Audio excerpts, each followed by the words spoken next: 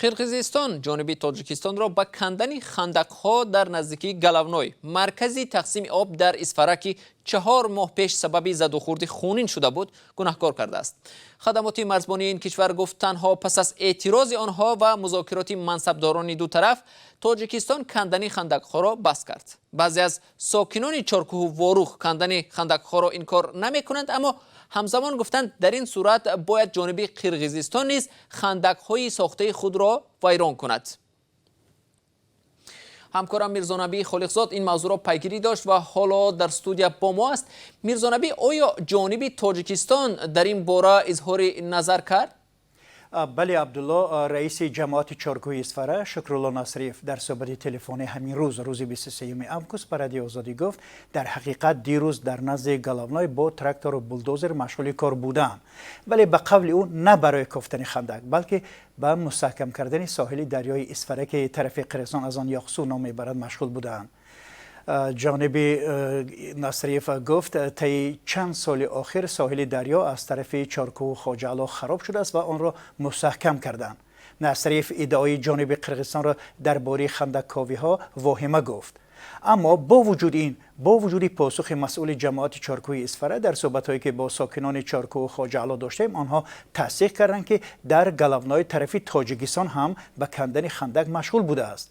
غفورجان جورایف رئیس محله تاجیکان در اسفره روز 22 اوگوست در صحیفه‌اش در فیسبوک گفته است یگان حقوق ندارند که جانب تاجیکستان را برای کندن خندق‌ها گناهکار سازند. امروز در گلونای و میگوید بودم و دیدم که قرقیزها 40 خندق‌ها کفته بتون کرده به جنگ آمادگی دیدند. ساکنان محله میگویند امروز هم کندک خندق‌ها یعنی ادامه دارد.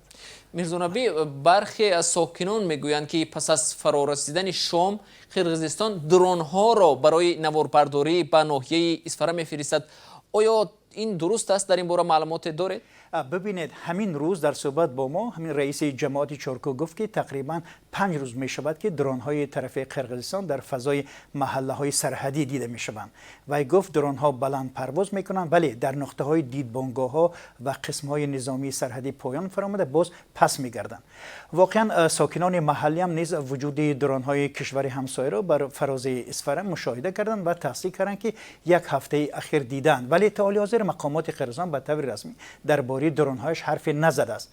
اما در یک ماه آخر بار چهارم است که مقامات و رسانه‌های قرقیزستان طرف تاجیکستان را به عمل‌های به گفته آنها تحریک‌آمیز گناهکار می‌کنند. مقامات تاجیکستان در این راستا سکوت اختیار می‌کنند. 22 اوگوست طرف قرقیزستان همچنین گفت که گویا ماشین‌های شهروندانش در راه بادکن اسفنه از طرف تاجیکستان سنگباران شدند. بله. تشکر میرزا نبی. با این وجود نام گلونای در حال در رابطه با بحث‌های مرزی تاجیکستان و قرقیزستان دیگر باره رسانه‌ای می‌شود که آخر ماه اپریل امسال نصب دوربین نظارتی در آنجا به مناقشه مسلحانه سبب گردید. مقامات تاجیکستان گفتند در آن رویداد 19 نفر کشته، 87 تن زخمی شدند. جانب قرقیزستان کشته شده های خود را 36 و زخمیانش را 154 نفر اعلام داشته است. دادستان‌های هر دو کشور برای پژوهش حادثه پرونده جنایی گشودند.